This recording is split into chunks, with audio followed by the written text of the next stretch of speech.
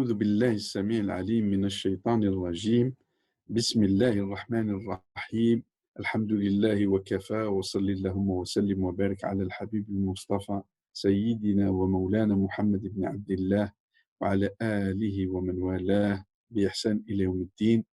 إخواني الكرام أخواتي الكريمات أحييكم بتحية الإسلام فسلام الله عليكم ورحمته تعالى وبركاته، وندعو الله سبحانه وتعالى أن يجعلنا من الذين ينالوا في هذا الشهر العظيم الرحمة والمغفرة والعتق من النار، وأن يتقبل الله سبحانه وتعالى منا ومنكم الصيام والصلاة والقيام والدعاء إن شاء الله. فندعو الله سبحانه وتعالى أن يرفع عنا هذا الوباء وهذا المرض، وأن يشفي جميع مرضى المسلمين، وأن يرحم جميع أموات المسلمين. Au nom d'Allah, le miséricordieux, le tout miséricordieux, l'omnipotent, l'omniscient, le créateur, le tout-puissant, que son salut, sa paix soit sur le prophète Mohammed sallallahu alayhi wa sallam. Et nous prions Allah que pendant ce mois béni, le mois de Ramadan, le mois de la clémence, le mois de la miséricorde, le mois de l'amitié entre les frères et les sœurs, le mois de l'entraide, le mois de solidarité entre les riches et les pauvres, entre les non-malades, ceux qui sont en bonne santé et les malades, entre les familles qui sont en difficulté, les jeunes qui sont en difficulté.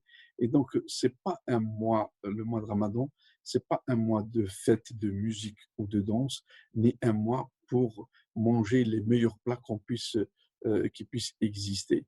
Et c'est pour cela, le but de ma conférence, je me présente, je suis docteur Yahya Miki, je suis virologue et je suis biologiste médical. Donc, j'ai fait des années de biochimie, hématologie, immunologie, et là, je suis spécialiste en virologie.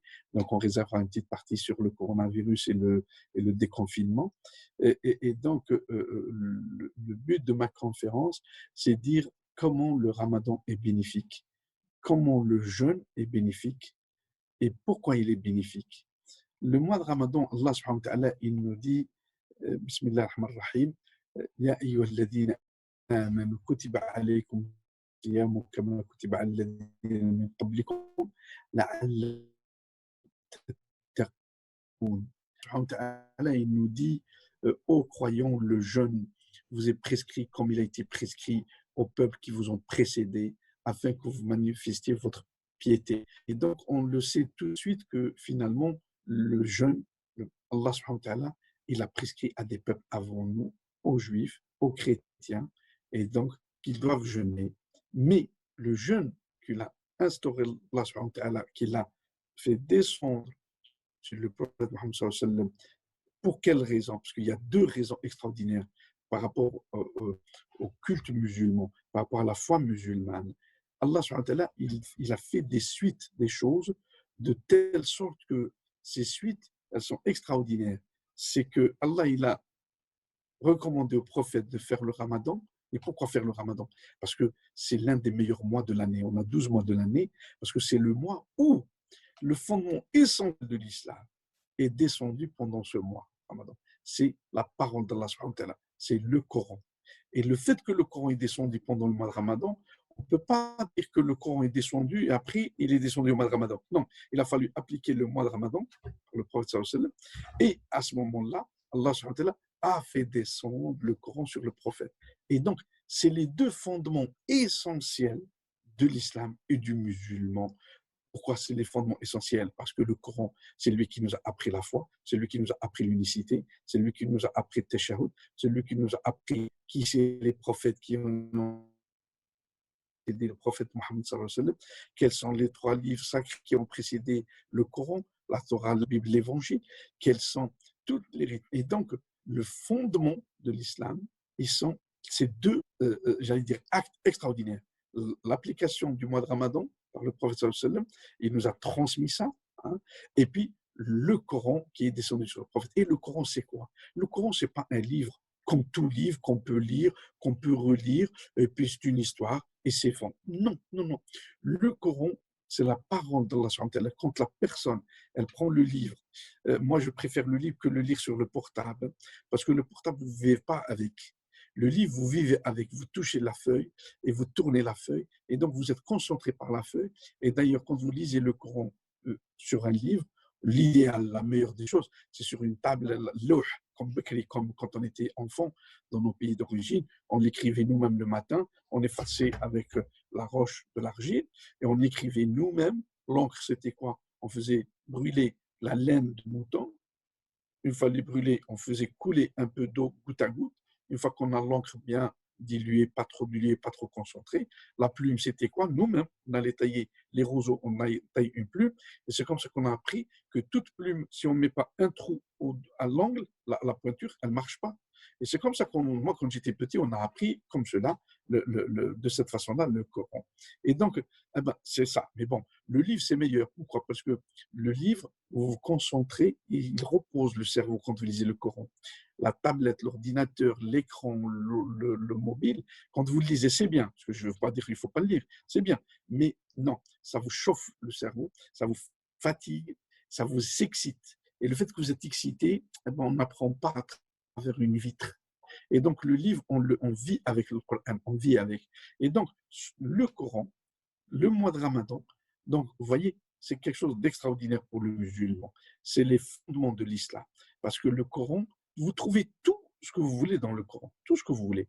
Vous voulez la création de l'homme, vous voulez l'écologie, vous voulez les mathématiques, vous voulez la zoologie, vous voulez la botanique, vous voulez tout ce que vous voulez. Et puis après, les règlements. Le Coran, suite à mes plusieurs lectures, j'ai compris et j'ai appris surtout que le Coran, il y a une partie, à peu près, je la résume à 25%, c'est l'unicité de Dieu, adoration d'Allah subhanahu wa ta'ala, le prophète sallam, les histoires comme les histoires de L'Kaf, les gens de la caverne, comme l'histoire de Sayyidina Moussa, l'histoire de Joseph, de Younes, donc toutes les histoires de Sayyidina Ibrahim, Khalil, et dans ça, et puis le mariage, le divorce, les contrats de vente, les contrats de liquidation, l'héritage, ça, c'est à peine 25%, à peine du Coran.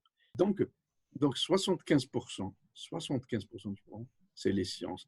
Eh bien, Inch'Allah, j'espère nous aurons des occasions pour faire plusieurs conférences, Inch'Allah, sur le Coran et les sciences mathématiques, physiques, astrologiques, astronomiques, euh, euh, euh, de tout ce que vous voulez, géologie, géopolitique, tout ce que vous voulez, on en a, mais surtout la médecine, donc on pourra faire de très belles conférences ensemble. Et donc, je reviens au mois de Ramadan. Le mois de Ramadan, c'est pas juste pour jeûner et puis on l'a pris comme habitude. Oui, ah ben, oui, le mois, on prépare nos mosquées, on prépare des trucs. Cette année, eh ben, est-ce qu'on dit malchance ou est-ce qu'on dit bonne chance? Il y en a beaucoup qui disent c'est le plus mauvais ramadan qu'on a connu, surtout ne jamais dire ça. Le mois de Ramadan, c'est un mois béni par Allah.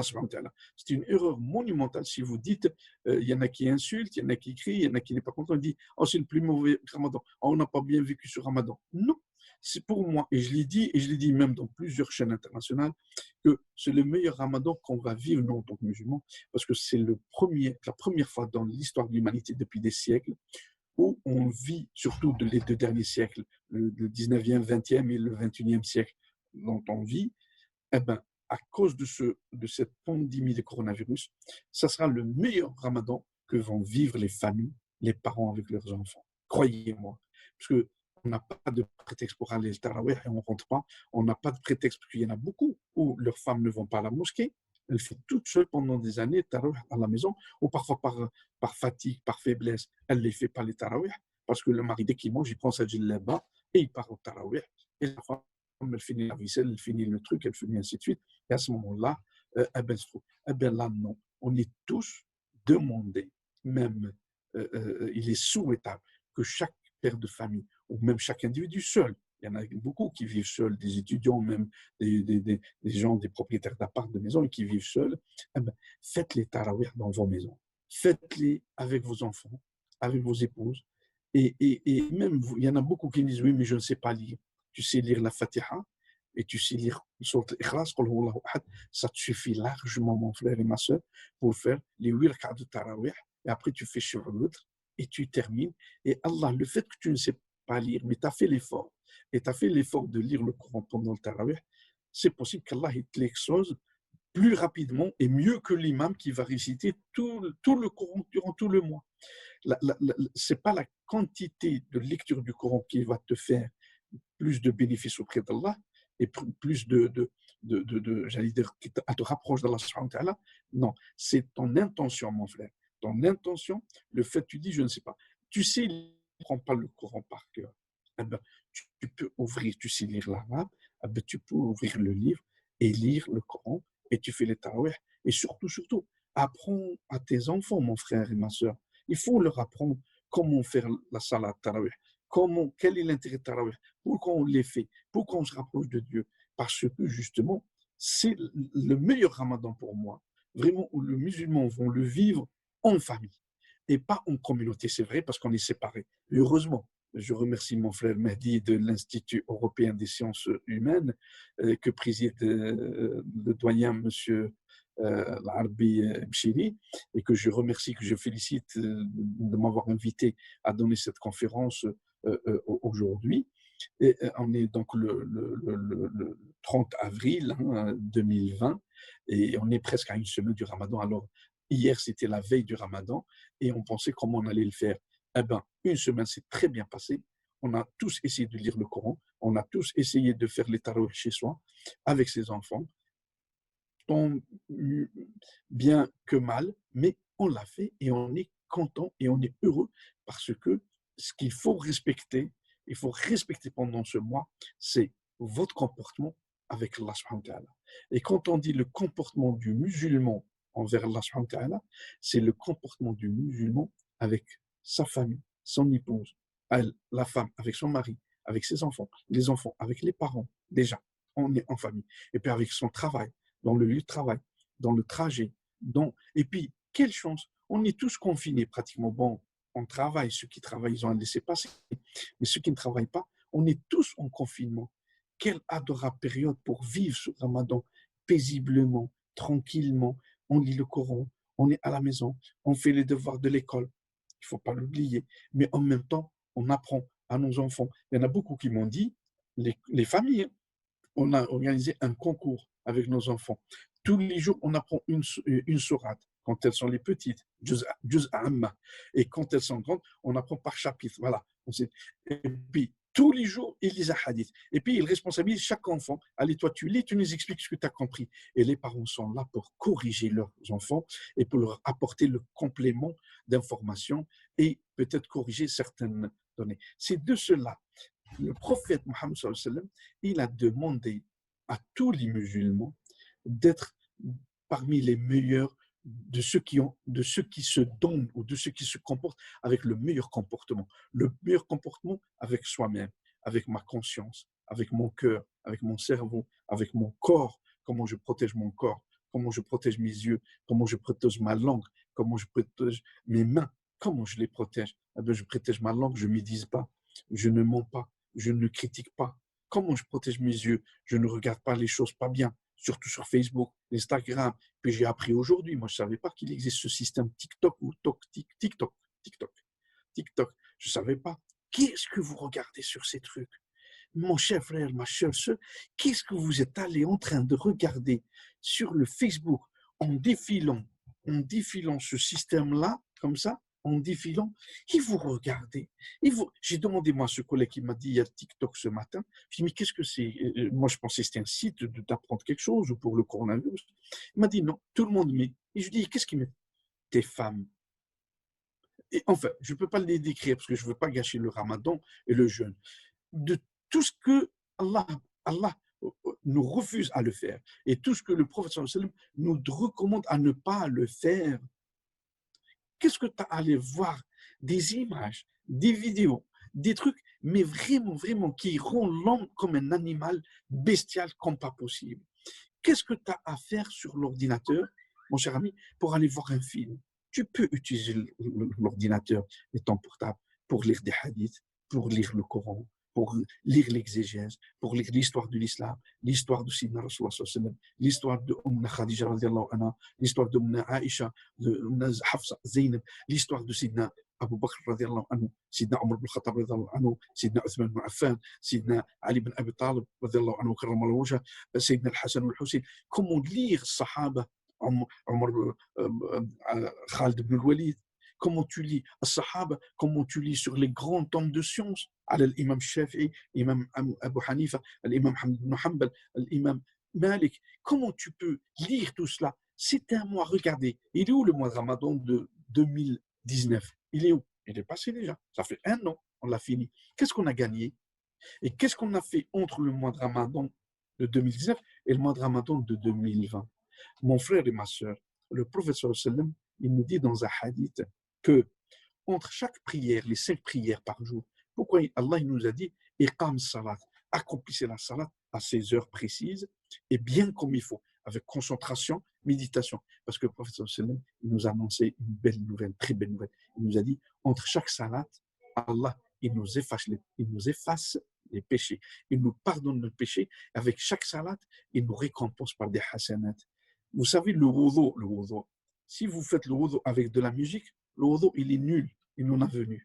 Si vous le faites en nous parlant de la vie d'ici-bas, le wudu, avec ton frère, en écoutant la musique, en écoutant les radios, en écoutant les infos, ton wudu, il est caduque, il n'est pas valable. Parce que pendant le wudu, avant le wudu, dès que tu commences à te laver avec le savon, mon frère, après avoir allé donc faire le tahara aux toilettes, eh ben, tu te le Coran, tu fais un dua et tu dis Bismillah. Et à chaque fois que tu entends, Allahumma naqini min al-dhunub, Allahumma tahrini min al-dhunub, Allahumma afini, oh Allah, efface mes péchés, oh Allah, fais mes mains attrape que l'argent halal, oh Allah, quand tu rinces ta bouche, oh Allah, fais de ma bouche, elle mange que du halal, fais de mes yeux, regarde que du halal, fais de moi que je sens que du bon parfum de le paradis. Quand le prophète sallallahu nous dit, quand vous essuyez les cheveux, tous les péchés, l'équivalent des cheveux, tomberont avec les. Et quand vous terminez avec vos pieds, eh ben, pourquoi les pieds en dernier? Parce que les pieds, c'est les pas où t'ont amené, soit vers les bons lieux, pas les bars, pas les jeux du hasard, pas les PMU, et puis les pieds où ils t'ont amené vers la mosquée, vers le foyer Sonacotra pour donner à manger, vers les familles pauvres, vers les jeunes qui sont sans papier pour les aider à manger pendant ce mois de Ramadan. Eh ben, tes pieds, le fait que tu les laves en dernier, à ce moment-là, tous tes péchés, tu deviens purifié. Le wudu seulement. Et comment tu peux faire le wudu en écoutant de la musique? Comment tu peux faire le wudu en écoutant un film, en regardant un film? Comment tu peux faire le wudu et tu parles avec quelqu'un? Et oui, que tu as fait le match. Et non, mon frère et ma soeur, le wudu, déjà, c'est une préparation à la salat. Vous savez, pour tout match de foot, ceux qui supportent PSG ou l'OL ou Saint-Étienne, il y a le match. Et pourquoi les joueurs, ils rentrent avant que ça commence? Ils s'échauffent. C'est un échauffement. Donc, ils doivent se concentrer. Ils tirent la balle, le gardien, les joueurs. Ils se font des entraînements. C'est un réchauffement, ils se préparent. Eh ben, le wudu, mon frère et ma soeur, c'est une préparation à la salat. Tu ne dois plus mentir après le wudu. Tu ne dois plus parler au téléphone pour répondre à des choses méchantes. Tu ne dois plus faire. Tu dois, pour ton wudu, mon frère, eh ben, ton wudu, il te permettra, ton wudu, il te permettra, mon frère, d'être purifié. Eh ben, si tu as insulté après le wudu, si tu as menti, si tu as répondu au téléphone et tu as dit oui, j'arrive alors que tu ne vas pas y arriver. Ah non, j'étais occupé alors que tu regardais un film, alors que tu avais donné un rendez-vous. Eh ben, ton wudu, il est nul parce que tu as menti, ou tu as insulté, ou tu as dit un gros mot. Donc, de quel droit Eh ben non, mon frère. Le wudu, pour que ta salade soit complète, le wudu, c'est une préparation à la salade. Et tu vas faire la salade, mon frère. Et la salade, c'est le pilier de l'islam. Et pourquoi le pilier de l'islam? Parce que, mon frère, est-ce qu'on peut faire le pèlerinage en ne faisant pas la prière? Est-ce qu'on peut faire la Umrah sans faire le pèlerinage? Non. Eh bien, et ceux qui jeûnent, qui font le ramadan, il y en a beaucoup, qui font le ramadan alors qu'ils ne font pas la prière. Pourquoi? Pourquoi tu as handicapé un des piliers, un des piliers de l'islam, tu l'as handicapé, mon frère. Tu lui as coupé une grande partie. Eh bien, le jeûne sans la prière, qui te dit que Allah il va te l'accepter? Moi, je ne sais pas. J'espère qu'il sera accepté. Mais comment tu vas qu'il soit accepté? Donc, dans ce cas-là, eh ben, le pèlerinage aussi, quelqu'un peut faire le pèlerinage, le Hajj, sans être quelqu'un qui fait la prière, ou l'Umrah, sans faire la prière. Non, mon frère. La prière, c'est le fondement de l'islam et de la pratique religieuse. Comme le cœur, il est pour l'organisme, la salat, elle est comme ça pour la ibada. Pour l'adoration de Dieu, c'est la salat. Et d'ailleurs, je vais vous donner la preuve que c'est le fondement, que c'est le pilier. Parce que, donc, al-muslim, هو مؤمن يؤمن بالله الإيمان.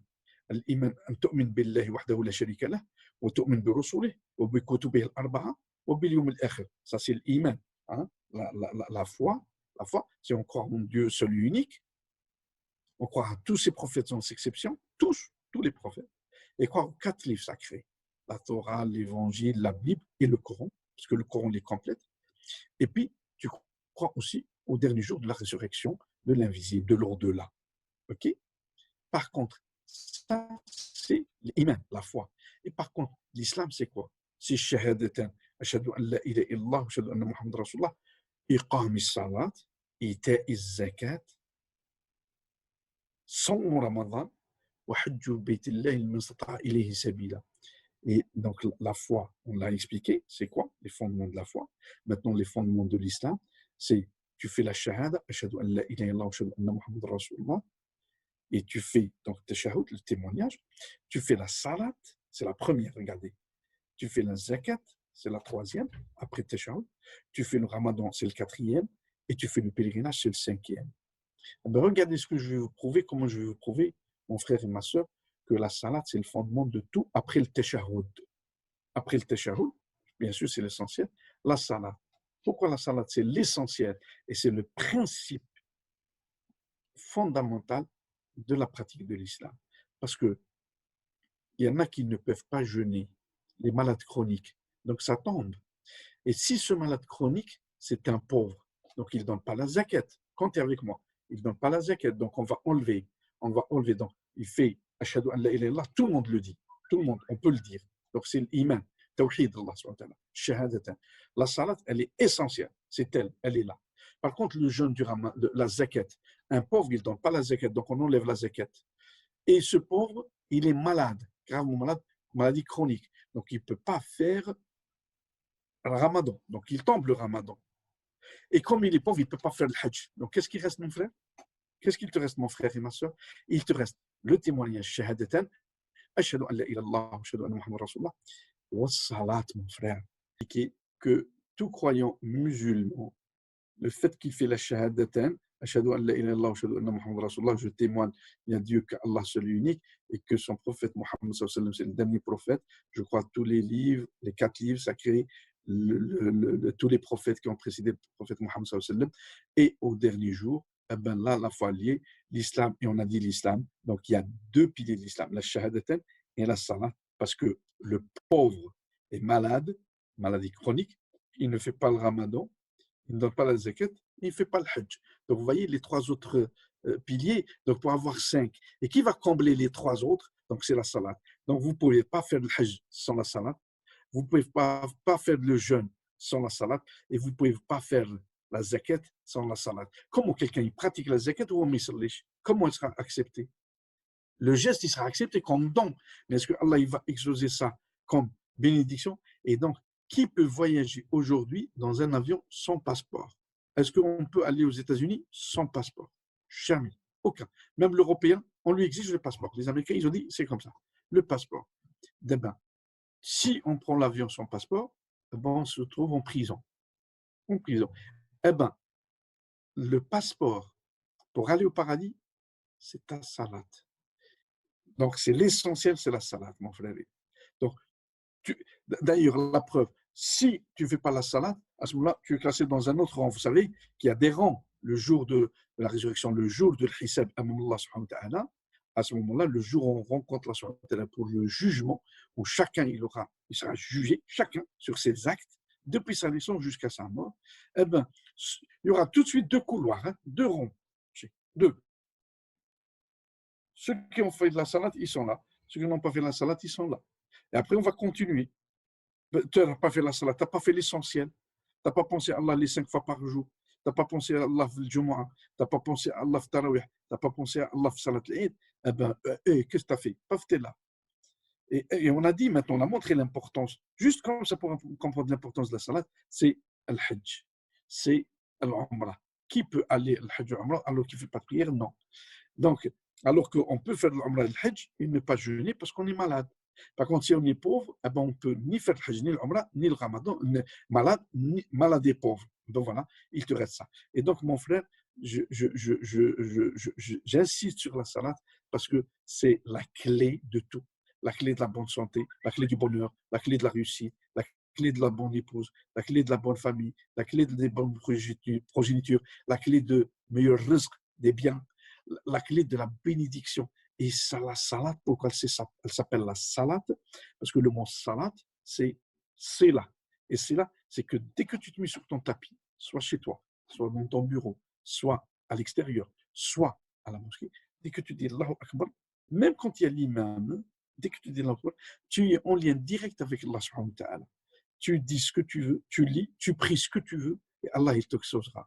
Allah, il nous a exaucé nos vœux, eh ben, le fait qu'on est en bonne santé, le fait qu'on a un toit, le fait qu'on n'est pas en guerre, le fait qu'on n'est pas. Eh ben, pensez à nos frères yéménites, pensez à nos frères de Gaza palestiniens, pensez à nos frères syriens, à nos frères libyens, pensez aux pauvres, le subsaharien, combien qui vont mourir chaque année, combien qui meurent par dénutrition. Et donc, nous, le fait de ta salade, Allah, il t'accorde beaucoup, beaucoup de bénédictions.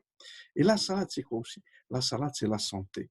Comment vous allez me dire, oh, ce monsieur, il nous dit la salade, c'est la santé? Oui, mon cher ami, la salade, c'est la santé. Et c'est pour cela qu'Allah, subhanahu wa ta'ala, est-ce qu'on s'est posé la question, pourquoi il nous a fait la prière de l'Fajr, Subh, la prière de Dhuhr, la prière de l'Asr, la prière de l'Maghrib et la prière de l'Isha avec des heures différentes. Regardez, entre Subh et le Dhuhr, plus de 7 heures presque, parfois 8 heures. Et puis entre le Dhuhr et l'Asr, presque 4 heures. Je parle l'été, hein, pas l'hiver. L'hiver, c'est très rapproché. Et puis entre l'Asr et le Maghrib, aussi, pratiquement 4 heures. Hein. L'Asr maintenant 18 heures, allez, on dit 18 heures, et le Maghrib on dit 21 heures, pour simplifier, pour ne pas calculer 20h45, 50. Hein. 18 heures, 20 heures, hop, il faut calculer, hein. C'est combien? 19, 20, 21 heures, 3 heures. Et entre le Maghrib et l'Isha, eh ben, pratiquement aussi 1 heure, 1h20, 1h30, ça dépend des régions. Et donc, pourquoi c'est 5? Allah, ils auraient pu nous dire, vous faites 10 prières à la fois, c'est-à-dire 10 génuflexions, des prosternations, et c'était la prière de la journée. Et nous, ils auraient pu nous dire, faites-le le soir complètement, ou faites 5 le matin, 5 l'après-midi. Non. Pourquoi Allah subhanahu wa ta'ala, et là je rentre dans la santé, pourquoi Allah subhanahu wa ta'ala, il nous a mis comme ça? C'est parce que Allah subhanahu wa ta'ala, il nous a fait la prière de l'aube, al-fajr, hein, salat subh, parce que tu as passé une nuit allongée, mon frère. Et quand tu as une nuit allongée, le fait quand tu te lèves pour cette salade, là, je parle sur le plan santé et après on parle sur le plan religieux, bénédiction et bénédiction de la santé. Eh bien, là, mon frère, tu es allongé. C'est pour ça que le prophète, quand il entendait il savait que c'est l'heure de l'Fajr, quand il se levait jamais avec les deux pieds debout d'un seul coup. Non, il posait toujours le premier pied droit et il lit le Coran et il dit Allah. آمنا بالله رب الإسلام دينا وبمحمد رسول الله صلى الله عليه وسلم بسم الله وتوكلت على الله لا حول ولا قوة إلا بالله son premier pied il reste un peu comme ça comme je suis assis moi sur mon fauteuil et après quand il se lève toujours الذكر البسملة à ce moment-là le wudu et à ce moment-là la prière et à ce moment-là la prière de l'aube parce que eh ben Allah subhanahu wa ta'ala parce que tu es resté allongé 6 heures 7 heures 8 heures la tension elle est basse parce que tu es sur le plan horizontal, mon frère. Donc, quand tu te lèves, si tu te lèves d'un seul coup, tu vas avoir une hypotension parce qu'un malaise, même tu vas avoir comme du migraine, tu veux tomber, t'allonger tout de suite sur ton lit parce que le fait que tu t'es levé, tout le sang qui était en horizontal, il s'est levé, il se trouve en bas dans les membres inférieurs vers les pieds. C'est là où tu as mal. Et à ce moment-là, c'est pour cela que pourquoi Allah subhanahu wa ta'ala, il nous a fait recours et tu te réveilles, tu te lèves du recours, après du sujoud, une fois que tu as dit Allahu Akbar, tu lis, un ben, recours justement pour adapter ce phénomène de la tension et de la circulation sanguine, eh ben, le fait que tu fais juste recours à un angle droit, eh ben, tu vas tout doucement, le corps il s'adapte à cette circulation. Et le fait que tu te réveilles, hop, tu as remis un sens et regardez la phase. Et d'un seul coup, tu vas te prosterner. La tête, c'est ça, la tête, c'est là. La tête, ok, c'est ça, les doigts. Et tu es là. Et à ce moment-là, tu es là. Eh bien, Allah subhanahu wa ta'ala, par son savoir, l'omniscient, l'omnipotent, le créateur, le tout-puissant, ils auraient pu nous faire aussi. Dès que tu dis Allahu Akbar, tu lis, tu descends directement. Ah ben non, parce que là, tu vas avoir un effet, justement, hémodynamique au niveau sanguin et tu vas avoir mal à la tête. Et c'est pour cela il t'a dit non, tu fais le recours, 90 degrés, tu te relèves du recours et c'est pour cela que la salade, il faut la faire avec paisibilité, sérénité, en douceur. Allahu Akbar. Tu lis, Allahu Akbar, recours. Quand tu réveilles, Sami Allahu liman hamida. ربنا ولك الحمد عدد خلقك رضا نفسك زينة عرشك مدادا لكلماتك. Et à ce moment-là, tout doucement, il y en a des frères, pam, pam, tac, tac, tac, tac, qu'est-ce que... Et après, il va se prosterner. Non, mon frère. Et à ce moment-là, la prosternation en douceur, mon frère. Et quand tu te prosternes, alors tu as le front, le nez qui touche la terre, les mains, et puis les genoux et les pieds. À ce moment-là, prie en douceur, reste en douceur avec Allah. Et bien, vous savez, une publication malaisienne qui a montré que le fait de faire la salade comme ça, vous savez, quand vous rentrez du travail, vous êtes fatigué, vous n'avez pas fait le dorge, vous n'avez pas fait l'as et c'est le maghreb. Et vous dites, purée, je suis fatigué, j'ai envie de dormir, c'est long, c'est lourd. Et puis d'un seul coup, hop, tu te secoues, tu dis, non, allez, je vais faire. Tu étais fatigué, tu n'avais pas envie de manger, tu cherchais que dormir. Et d'un seul coup, mon frère et ma soeur, qu'est-ce qui t'arrive? Toi, déjà, tu es réveillé, tu fais la salade, après la salade, c'est fini. Tu cherches à jouer, la PlayStation, tu cherches à regarder le film, tu cherches à zapper, tu cherches à aller sur Facebook, tu cherches même à aller faire du foot ou du sport, alors que tu étais fatigué là, si tu ne voulais pas la faire. C'est parce que justement, le fait de ces mouvements réguliers, régulés, le fait de recours, de te lever de recours et de soulever, eh ben, le fait que tu te jettes, tu vas ramener beaucoup plus du sang dans ton cerveau, mon frère, et c'est ce qui va irriguer ton cerveau. Tu vas stimuler toutes les hormones, tu vas stimuler tous les organes, et quand tu reviens, et pourquoi il nous a fait le jour de soujoud, et tu restes tout doucement, tranquillement, Allahu Akbar. Allahumma rabbi ighfir li wa li walidi wal mu'minati wal mu'minat bayti mu'minan. Après, tu te prosternes de nouveau. Eh ben, les scientifiques, c'est une étude médicale, ils ont montré que la salat chez le mu'min qui lit le Coran et qui fait la salat à Rasul, c'est un remède, c'est un soin, c'est un repos pour le corps, c'est une irrigation de tout l'organisme par l'oxygène, parce que qui dit sang dit l'oxygène. Et à ce moment-là, eh ben, quand tu as fini la salade, c'est très bien. Mais surtout, la salade en elle-même, c'est un sport. Parce que tu dis là, tu restes debout, concentré, tu es debout. Bon, si tu lis les petites sourates, ok, mais tu peux lire les langues sourates. On le sait tous que le prophète sallam, parfois il lisait même la Baqara complète. Et à ce moment-là, tu es debout. Qu'est-ce que tu maintiens? Puis d'un seul coup, imaginez que vous lisez dans une Baqara, vous lisez le Baqara et vous faites le recours, vous revenez de recours et vous venez au sujoud. C'est extraordinaire, extraordinaire. Et à ce moment-là, Allah subhanahu wa ta'ala aussi, celui qui n'a pas fait le dhahr, et qui n'a pas fait l'as, qui n'a pas fait le maghrib, et Tourdain, il vient le faire. Pas pareil. Lui, il est resté debout depuis 6 heures du matin pour aller au travail. Le métro, le tramway, le RER, le bus, rentrer, après revenir, après. Il était debout tout le temps. Eh bien, le fait qu'il vienne à la salade, si en étant debout toute la journée, il vient à la salade, s'il n'y avait pas le recours, eh bien, le fait de se prosterner directement, il aura mal à la tête. Et c'est pour cela, le prophète sallam, il disait à Sayyidina Bilal, alayhi salam, anhu, il lui dit, Arihna biha ya Bilal. Apaise-nous, ô Bilal. Lève-toi pour faire la prière. Repose-nous. Apaise notre âme, apaise nos corps par la salade, ô Bilal. Voyez comment le Rasul, il prenait la salade comme soin, comme remède. Et même dans beaucoup de publications, on montrait ceux qui ont la migraine, avec la salade, elle diminue, elle régresse. Ceux qui ont les maux de tête, avec la salade, ça diminue. Tu es plein de fatigue pour le sommeil. Tu fais la salade, le sommeil, il part. La fatigue, elle part, la fatigue. Et donc, excusez-moi.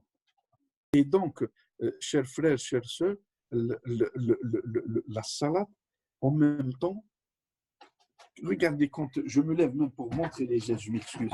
Quand vous êtes debout, et vous faites ça, mais quand vous vous prosternez, vous tirez sur tous les muscles des jambes et des mollets, mon frère, et surtout quand tu le plies, comme ça, je vais même montrer la caméra, je m'excuse.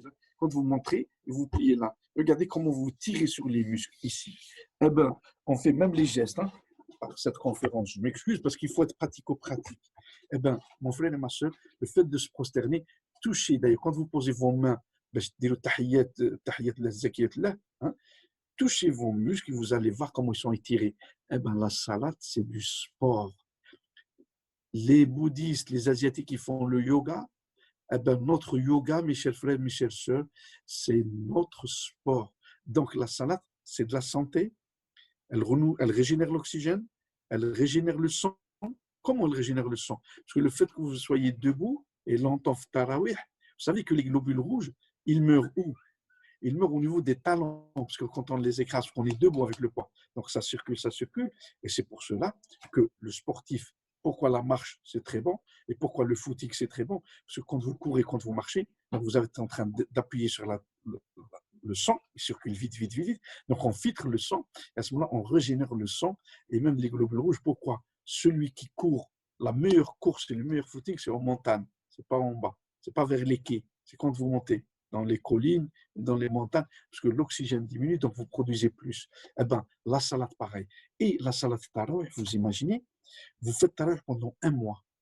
Un mois, vous faites 10 donc 10 fois. Hein, une paire, deux, donc 2, 4, 6, 8, 10. Donc vous faites 8 généralement. 8 tarawih et 2 chevres et une loutre. Donc 11 en tout. Mais vous êtes libre, vous pouvez faire 14, comme vous pouvez faire 15, comme vous pouvez faire 18, hein, le nombre, peu importe. Comme vous pouvez faire que 2 ou 4 parce que vous travaillez le lendemain, vous avez travaillé la veille, vous êtes très fatigué.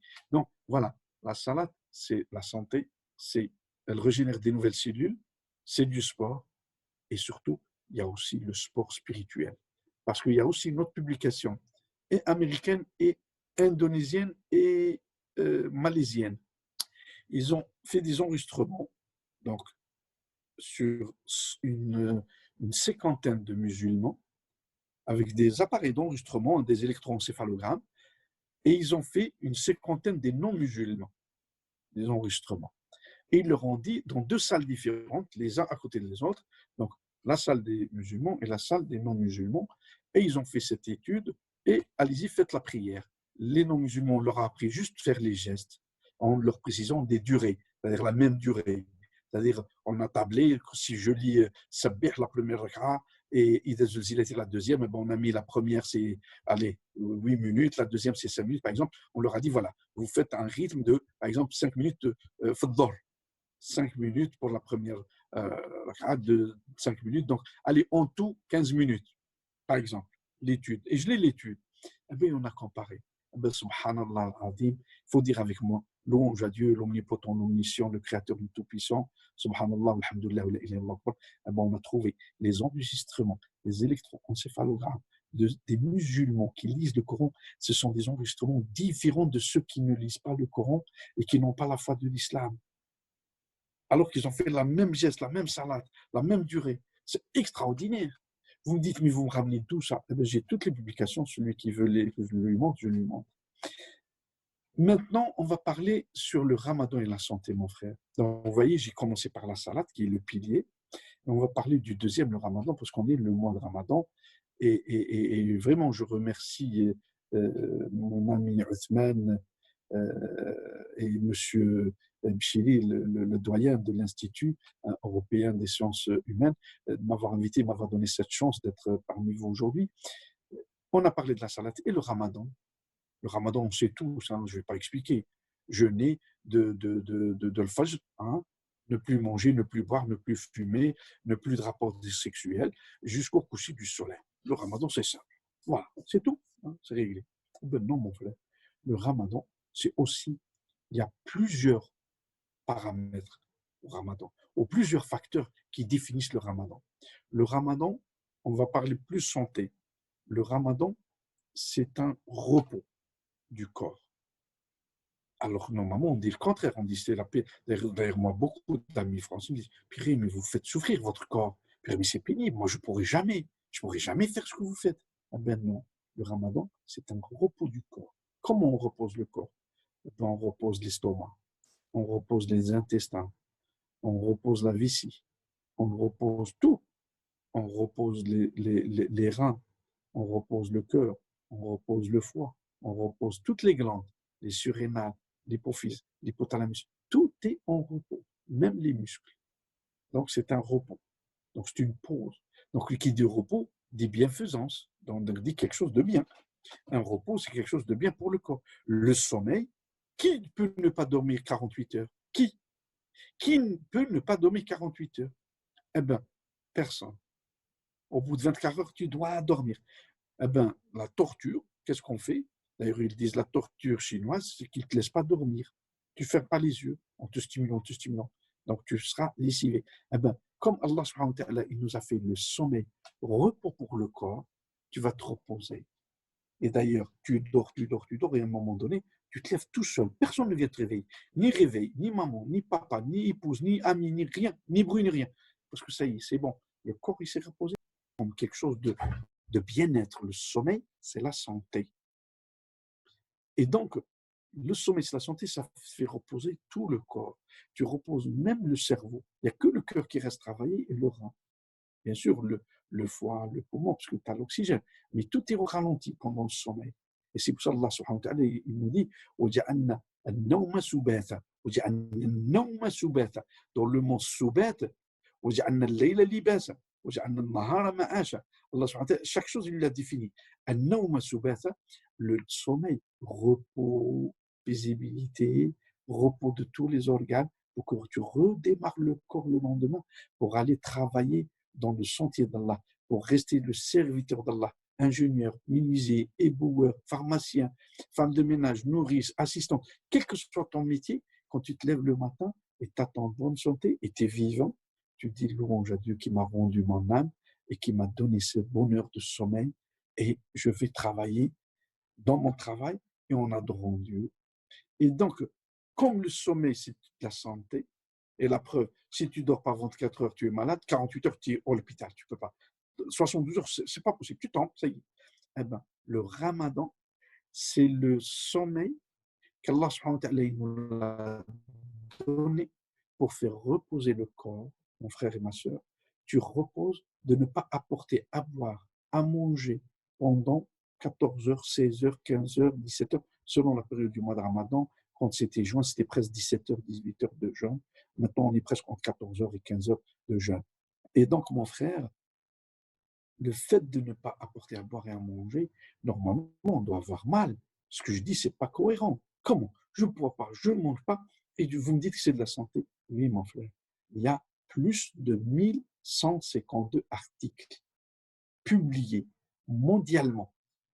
Maroc, l'Algérie, Tunisie, Mali, Sénégal, Niger, Tchad, l'Égypte, Tunis, Libye, l'Iran, l'Arabie Saoudite, Qatar, l'Indonésie, Malaisie, et puis après l'Angleterre, la France, l'Espagne, les Européens, ils voulaient une grande partie des publications montrer que le ramadan, c'est pas possible, il rend malade, il est néfaste pour le corps, c'est pas possible.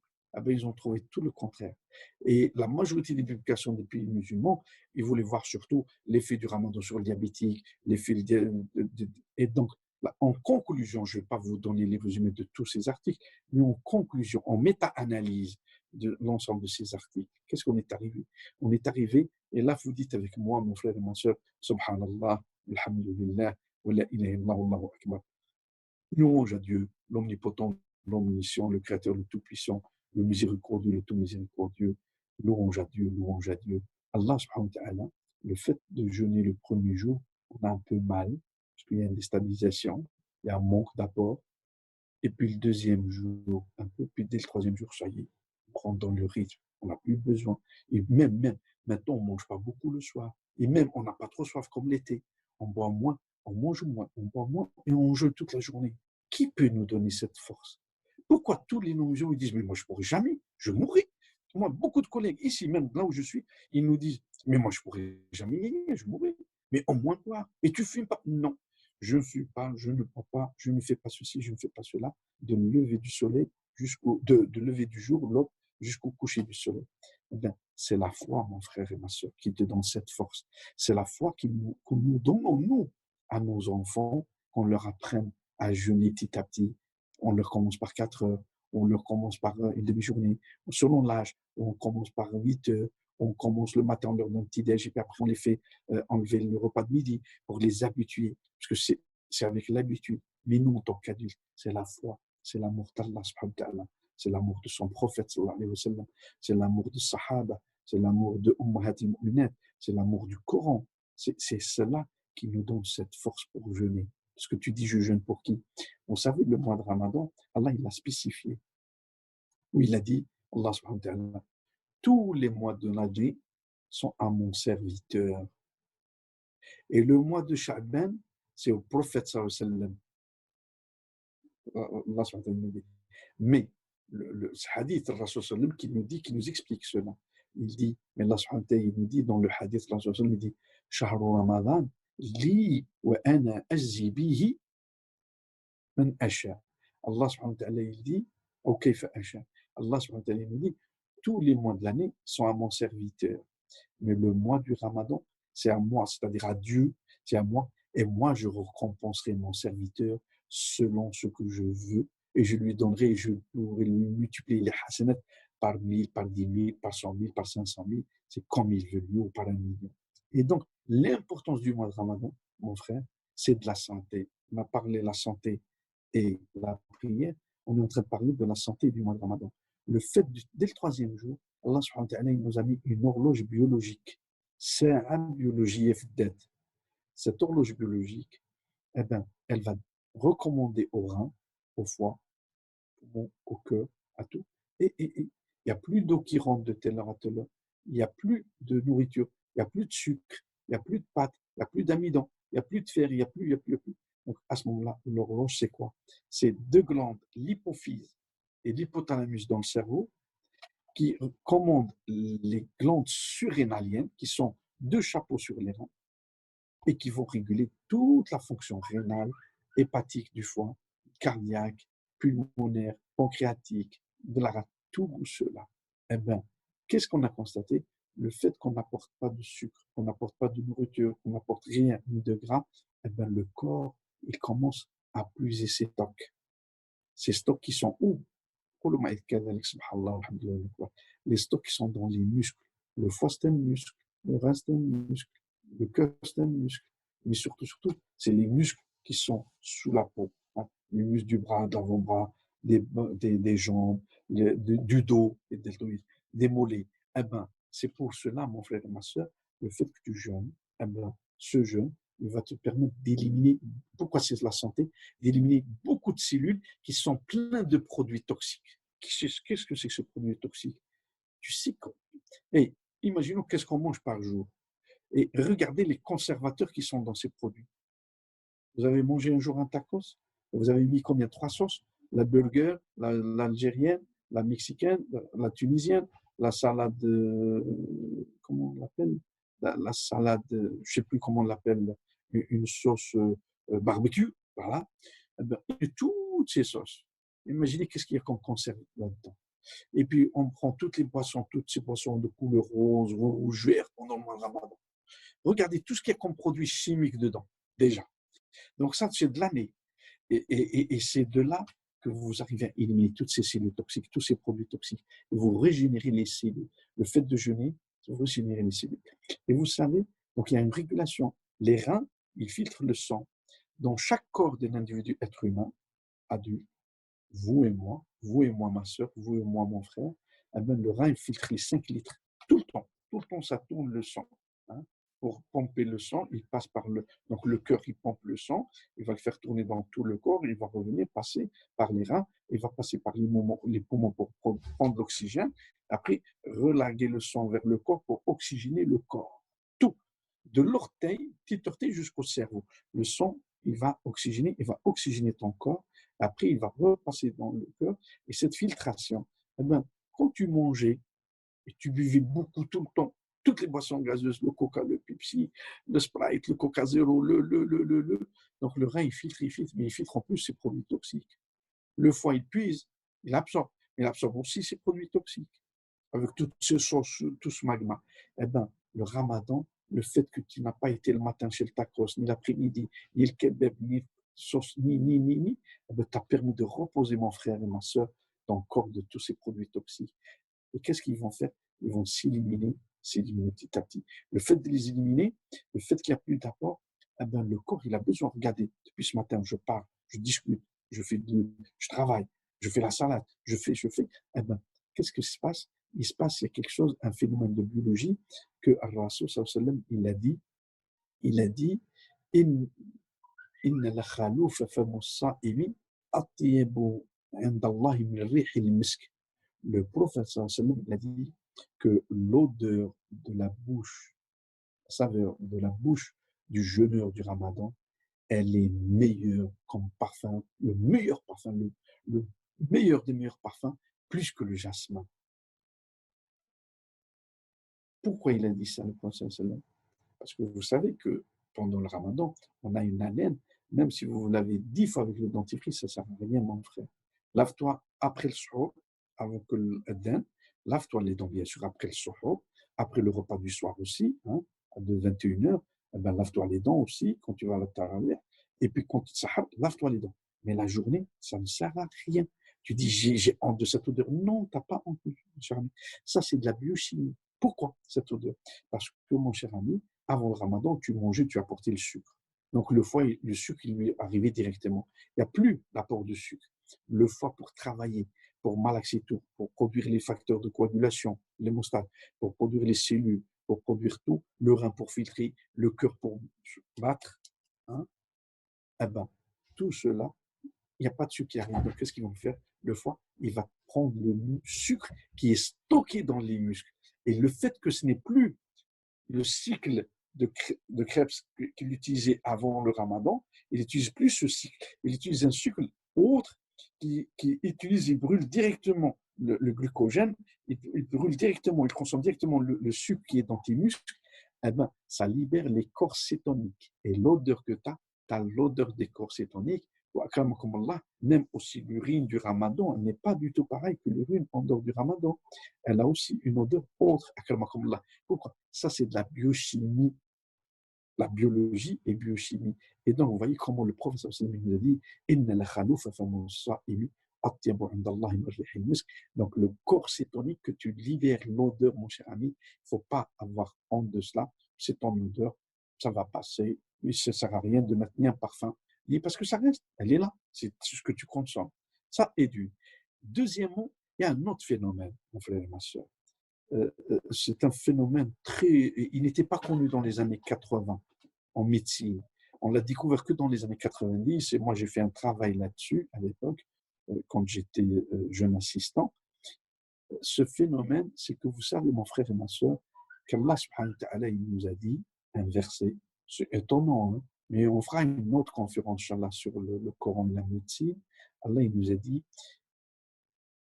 Allah فالق الحب بسم الله الرحمن الرحيم الله فالق الحب والنوى يخرج الحي من الميت يخرج الحي من الميت ويخرج الميت من الحي. C'est extraordinaire.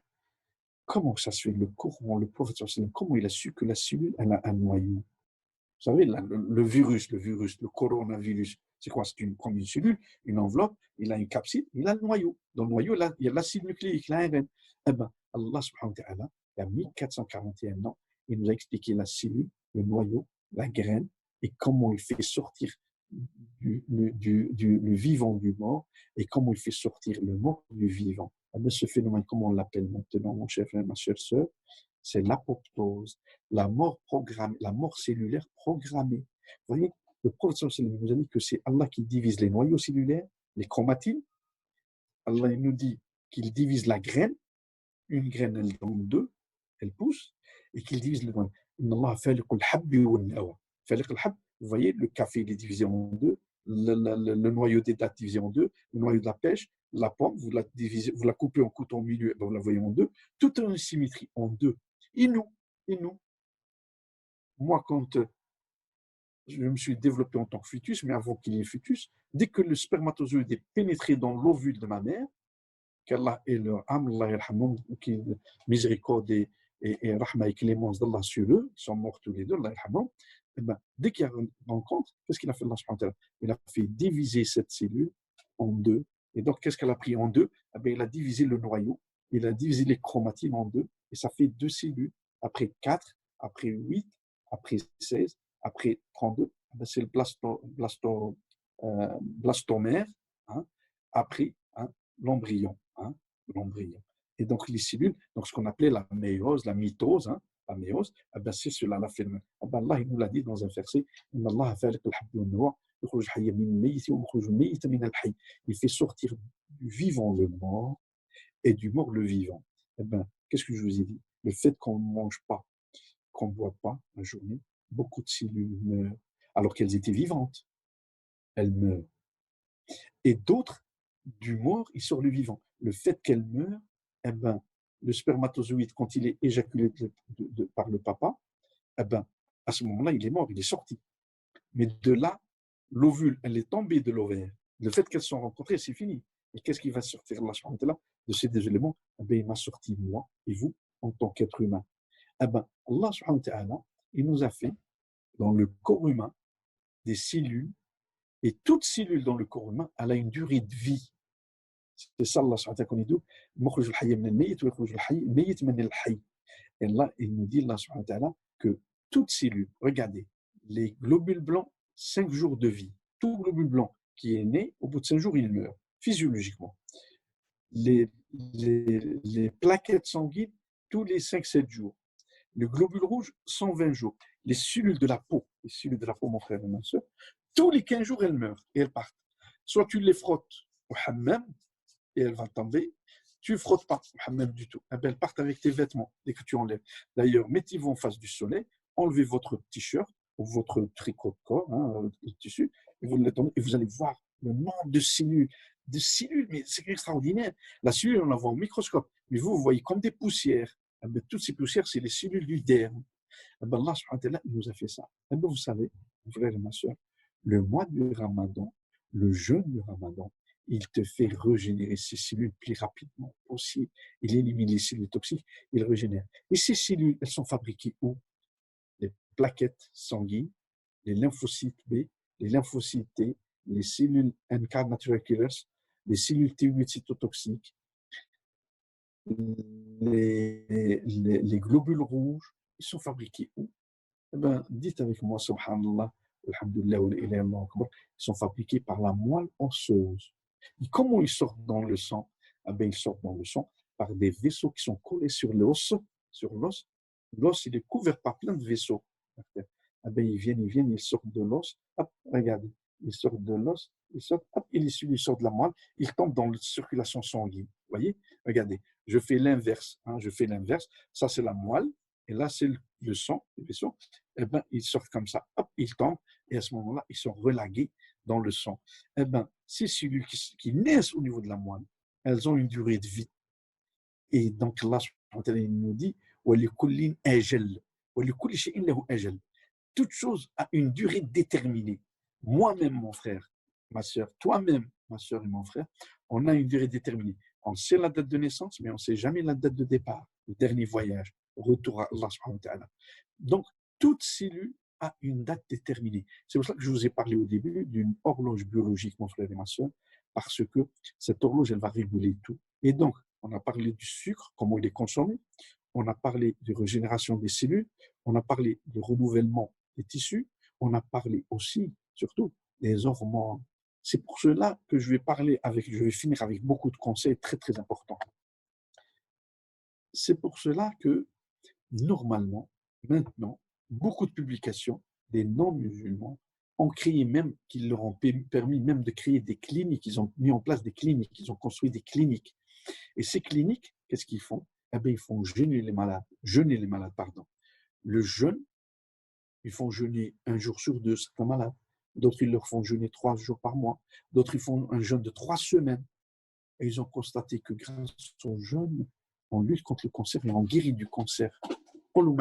Subhanallah, alhamdulillah, comment?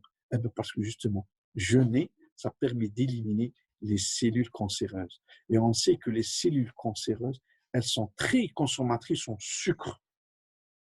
Elles consomment énormément de sucre, les cellules cancéreuses. Et donc, eh ben, avec le jeûne, on les élimine parce qu'on apporte moins de sucre. Vous voyez? Donc, les non-musulmans reconnaissent les bienfaits du ramadan. Et donc, dans tout cela, mon frère et ma soeur, vous avez compris que jeûner, ne pas apporter l'eau, la nourriture, les vitamines, tous les produits, les minéraux, tous les acides gras, les oméga, la journée, ça nous permet de reposer le corps, de reposer les yeux, le foie, le poumon, le cœur, les reins, le pancréas, le cerveau, malgré que, c'est vrai, on a une petite baisse de tension pendant le jeûne, on a envie de dormir, surtout quand il pleut comme ça, quand on a le froid. C'est vrai qu'on est un peu... Mais mon frère, le musulman, en aucun cas, le ramadan, il te dit, reste dormir jusqu'à midi ou jusqu'à 15 heures. Veille le soir jusqu'à 3 heures du matin. Il y en a beaucoup qui se trompent complètement dans l'organisation du mois de ramadan. Et là, je vais un peu élever le temps. Beaucoup de sœurs et de frères se trompent complètement du mois de ramadan. Le mois de ramadan, ce n'est pas un mois de fainéantisme. C'est pas le mois de la paresse. C'est pas le mois de dormir, de veiller la nuit et dormir le jour. C'est complètement faux. Aucun prophète, sallallahu alayhi wa sallam, ni le prophète, sallallahu alayhi wa sallam, ni aucun sahabi n'ont fait cela. À l'époque, ils n'avaient ni électricité, ni télé, ni iPhone, ni rien du tout. Ils avaient l'agriculture, le commerce et adorer Allah subhanahu wa ta'ala. Est-ce que le prophète sallallahu alayhi wa sallam, est-ce que les épouses du prophète, est-ce qu'elles veillaient jusqu'à 2 heures du matin, 3 heures du matin? Et après, il y en a même certains, beaucoup de jeunes, qui rentrent, ils s'arrêtent à 3 heures du matin, ils ne veulent pas attendre 1 heure pour le fajr, ils goûtent, et quand ils se lèvent à 14 heures, 15 heures, pour faire le fajr, le subh, le dhuhr, qu'est-ce que tu vas faire, mon frère? Qui t'a demandé de faire ça? En plus, pourquoi j'ai dit c'est le meilleur ramadan qu'on connaît, nous, les musulmans du 20e et 21e siècle, et même du 19e siècle. Pourquoi le meilleur? Parce que le meilleur, on peut s'organiser d'une façon extraordinaire. Et on peut profiter d'une façon extraordinaire de ce mois béni. Et ce n'est pas comme les années précédentes, où on avait le tarawih, les cafés, les salons. Tu n'as rien. Allah, il t'a dit, ce mois, c'est pour moi. Tu le fais pour moi.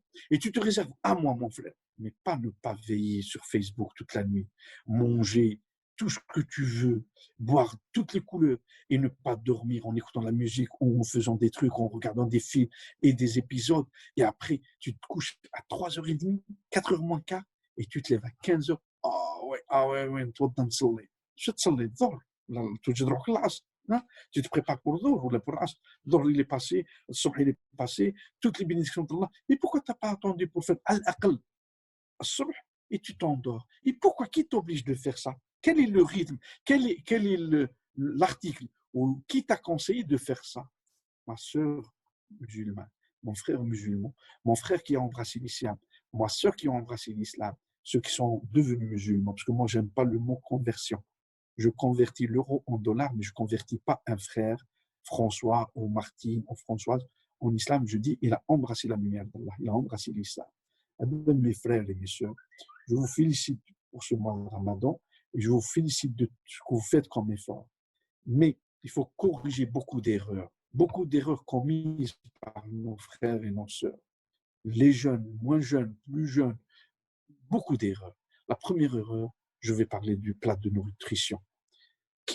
Pourquoi tu vas te remplir jusqu'à ce que tu ne peux plus te lever pour la prière, mon frère? Mange une petite soupe, commence par quelques dattes, du lait. Tu n'as pas de date, un verre d'eau, un petit peu, pas un verre. Mange une soupe, quelle que soit la soupe, la shorba, ce que tu veux. Mange un petit plat, une salade, un dessert, et arrête là, et bois de l'eau, et prépare-toi pour le tarawih, repose-toi. Tu peux prendre un café, mais là, d'un seul coup, je m'adresse à des centaines de musulmans plus jeunes et qui fument. Il n'aime pas, même pas manger la halila. Pour lui, c'est juste par respect peut-être à la famille. À peine la halila fini, il se lève pour aller au balcon pour fumer une cigarette. Pourquoi? Il y en a même, non, je vous assure, il y a certains frères, ils disent Allahu Akbar, la première des choses, il allume la cigarette. Pourquoi, mon frère? Allah, il t'a donné une chance, mon frère et ma soeur. Je m'adresse aux fumeurs. Il t'a donné une vraie chance, une grande chance pour te débarrasser de cette cigarette. La cigarette, c'est un produit toxique. La cigarette, ce n'est pas un produit. C'est 1200 produits toxiques dans une cigarette. Et j'ai toutes les preuves. Tout ce que je vous dis, mes chers collègues et mes chers auditeurs et auditrices, je peux vous donner toutes les preuves, les articles, les publications. Dans une cigarette, 1200 produits toxiques. Pourquoi, mon frère, tu commences par une cigarette? Tu dégrades l'œsophage, tu dégrades la langue, tu dégrades le poumon, tu dégrades l'estomac, ça te fait une aérophagie, tu ne manges pas bien, tu ne dors pas bien. Et puis les cancers, parce que tu as jeûné pendant 14 heures, et la première des choses que tu rentres, tu fais rentrer des produits hyper toxiques. Cancer du poumon, de la langue, de l'œsophage, de la vessie, de la prostate, des reins. Tout concert, pratiquement tous les concerts sont reliés au tabac. Très peu sont autres. Très peu sont reliés à autres paramètres.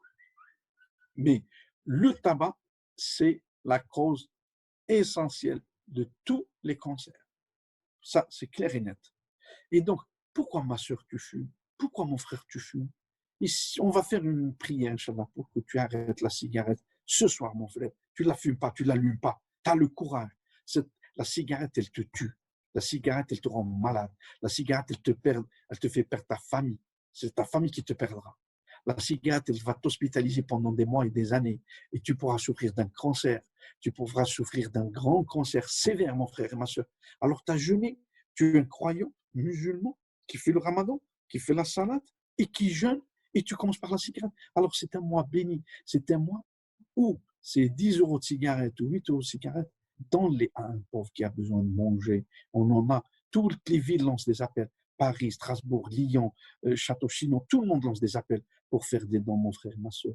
Et donc, mon frère et ma soeur, déjà, arrête de fumer. Mangez sainement. Le manger propre. Qui vous a, est-ce que vous savez qu'est-ce qu'il y a dans une limonade de couleur rose? Dans une boisson gazeuse jaune, dans une boisson gazeuse verte, comme la peinture verte. Qu'est-ce que c'est ces boissons? Allez, dites-moi. Ils ont mis vraiment des pommes dedans? C'est un jus de pomme. Non, c'est pas un jus de pomme celui-là. Ils t'ont mis des oranges vraiment? C'est que des produits, je vous assure, c'est que des produits chimiques. 100%, c'est des produits chimiques. Et on rajoute le sucre pour qu'il devienne sucré. Donc, le sucre, c'est un produit chimique, le sucre. C'est une poudre blanche, le sucre. Et c'est quoi? C6, H12O6. Eh ben, va voir les autres molécules. Lisez dans les ingrédients. Et en plus, qu'est-ce qu'on rajoute? Dès que tu verses des gaz. Ces gaz, c'est quoi? C'est des gaz naturels? C'est Perrier? C'est la Badois? C'est la vache? Non, mon cher ami. Ça, c'est des gaz chimiques. Ça, c'est à l'usine. Il a mis la poudre, il a mis l'eau, il a mis le sucre. Blum, blum, blum. Elle passe dans la chaîne. La chaîne, hop, oui. Il le remplit avec le gaz. Il la balance. Et puis, vous savez, la grande majorité de ces boissons gazeuses, pour conserver le gaz, parce que la bouteille de limonade ou la canette, mon cher ami, le fait qu'elle a été fabriquée peut-être il y a 6 mois, il y a 1 an, le fait qu'elle arrive chez toi, à ta table, dans ton réfrigérateur, eh ben, pour que ce gaz soit maintenu, mon cher frère, eh ben, ils mettent du sel. Donc, essayez de voir le sucre, produit chimique, plus sel. C'est pour ça que quand vous buvez ces boissons gazeuses, vous avez toujours envie de boire, soif. Oh, elle a un bon goût, mais ça ne me suffit pas. Encore deux. Eh bien, avec tout ce que tu as mangé, en buvant une canette ou 2 canettes ou 3 verres de limonade gazeuse, après tu manges 2 zlabia ou 3 zlabia, tu manges du berlawa, du qanbellouz, tu manges un flan, et après beaucoup de jeûne, dès minuit, ils vont plus compléter ça avec un tacos, encore avec une autre canette. Comment il devient ton ventre? Et comment veux-tu que le foie il va travailler? Vous savez le nombre de diabétiques chez les musulmans? Maroc, l'Algérie, Sénégal, la Tunisie, l'Égypte, les pays de Golfe, c'est une catastrophe le diabète. Pourquoi le diabète? Comment il nous est tombé du ciel? Est-ce qu'on était mouillé parce que c'est la pluie? Le diabète, comment on l'a? Le diabète, c'est par notre régime alimentaire. L'hypertension, une grande partie, c'est par notre régime alimentaire. Le diabète et l'hypertension, une grande partie. Et puis le ballonnement. Eh bien, écoute mon ami, tu as mangé, tu as fumé et tu as bu 4 ou 5 boissons gazeuses, tu as mangé en plus les gâteaux, eh bien, tu as gonflé. En plus, la cigarette elle-même, elle te fait rentrer l'aérophagie de l'air. Et donc, tu es malade. Eh bien, mélangez tout ça.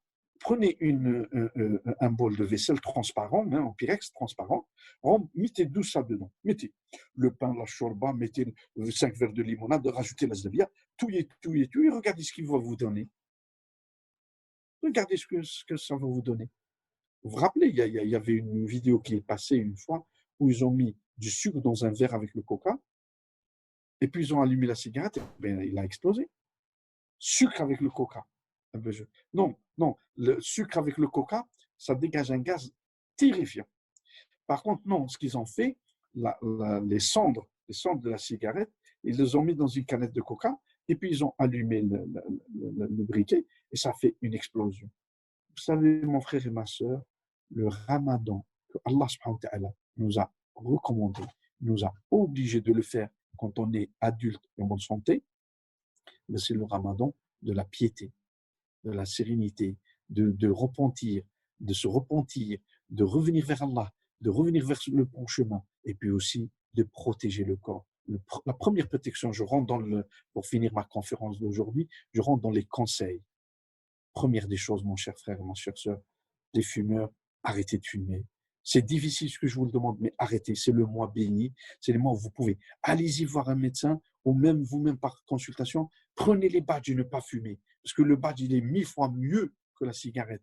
Et après, une fois que vous aurez supporté ne pas plus fumer par la cigarette, eh ben, après, Inch'Allah, vous vous débarrasserez du badge, sachant que les badges sont remboursés maintenant. Premièrement. Deuxièmement, respectez le régime alimentaire. Ne mangez pas trop sucré, mangez des fruits, mangez les légumes, buvez de l'eau. L'eau, c'est essentiel. Mangez beaucoup de fruits juteux. Mangez, par exemple, pas en fruits, comme légumes, les radis, le concombre, les salades, c'est très bon. Tout ce qui est vert, très bon. Haricots, courgettes, c'est très bon. Mangez aussi les fruits. Les fruits, tout fruit est bienvenu. Et puis, au lieu d'aller acheter mon frère et ma soeur, et surtout les mamans, qui sont devenues feignantes, et ramènent telle limonade, et telle couleur, ou telle couleur. En plus, ils savent que nous sommes des gros, gros consommateurs. Ils nous ont mis des couleurs à chaque type et des sauces à chaque pays. Celle-ci, c'est la bouteille marocaine, celle-ci algérienne, celle-ci tunisienne, et cette sauce, il y a la sauce mexicaine, d'accord, mais surtout la salade mexicaine, mais nous, non. Il y a sauce algérienne, sauce tunisienne, sauce marocaine. Non, allez, hop, l'obésité, la toxicité, tous ces produits toxiques, ils rentrent où? Ils rentrent dans le corps. Qu'est-ce qu'ils vont développer? Qu'est-ce qu'on va devenir? Et donc, mon frère et ma soeur, chère maman, au lieu d'aller acheter cela, faites-vous des mayonnaises à la maison, des œufs, de l'huile, vous faites des belles mayonnaises et rajoutez quelques épices et faites-leur le goût avec du paprika et vous la faites à l'algérienne ou à la tunisienne ou à la marocaine. Pour les boissons, ma soeur et ma mère, au lieu d'aller acheter toutes ces limonades, que des produits chimiques, ça je peux vous le dire, hein, qu'est-ce que vous allez faire? Ben, achetez 1 kilo de pommes, 1 kilo de poires, 1 kilo de bananes, 2 barquettes de fraises et faites des jus, différents jus selon les goûts de vos enfants. Il y en a un qui aime les fraises, l'autre qui aime les pommes, l'autre qui n'aime pas ceci. Faites-les, vous les mettez au frigo et tous les 2 jours, vous renouvelez ça. Mangez sainement et profitez de ce mois de Ramadan pour éliminer tout cela et vous restez. Faites moins de friture, plus de tagine.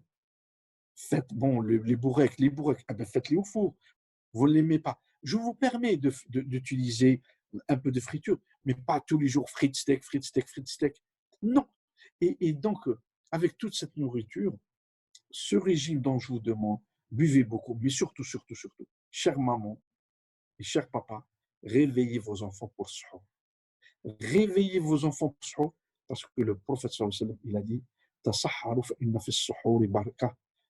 Faites le suhour, le repas d'avant l'aube, avant l'imsek, car le prophète sallallahu alayhi wa sallam nous a dit que ce repas est béni par Allah subhanahu wa ta'ala. Faites-leur manger des dattes, faites-leur manger donc parce que à la rigueur, ils ne veulent pas les plats du repas du soir, parce que c'est des sauces, il y en a qui n'aiment pas, il y en a qui aiment, il y en a qui n'aiment pas. Ben, faites-leur ce qu'ils aiment et donnez-leur à manger, à boire et à boire des jus de fruits. Celui qui boit une boisson gazeuse, limonade, ou les autres, hein, les light ou les sans light, alors c'est une catastrophe parce que tu vas ballonner, tu vas avoir mal toute la journée. Donc ça, sur le plan régime. Je vais revenir sur le plan maintenant du repos du corps. Est-ce que le prophète sallam, il avait la lumière, l'électricité? Est-ce qu'il avait le climatiseur? Est-ce qu'il avait la voiture? Est-ce qu'il avait la machine à laver? Est-ce qu'il avait tout ce qu'on a? Le portable, il n'avait rien. Les sahab, et même nos grands-parents, pas seulement nos grands-parents, est-ce qu'ils avaient tout ça? Non. Qu'est-ce qu'ils avaient? Ils avaient allumé une bougie ou chandelle, ils mangeaient, ils faisaient la salat l'Aïcha, la salat tarawih, et tout. Pourquoi? Parce que c'était des agriculteurs et des éleveurs. Parce que ce n'était pas le monde industrialisé de ce jour. Ils dormaient avant minuit. Et vous savez, le sommeil d'avant minuit, il est 1000 fois mieux réparateur que le sommeil après minuit. Surtout pour les enfants. Ce n'est pas parce qu'on est en confinement qu'on les permet de les laisser jusqu'à 1h du matin, les enfants. Qu'est-ce qu'il a à faire un enfant de 10 ans, de 12 ans, de 14 ans, jusqu'à 1h du matin, 2h du matin? Non. Il a mangé. Vous avez mangé. 22h30, on a fini le repas. Même 22h, on a fini. On se prépare pour le repas. on lit un peu le Coran, on lit un hadith, et après, Salat al-Isha, on fait la Salat al-Isha ensemble en famille. C'est pour ça que je vous ai dit, c'est le meilleur ramadan pour moi.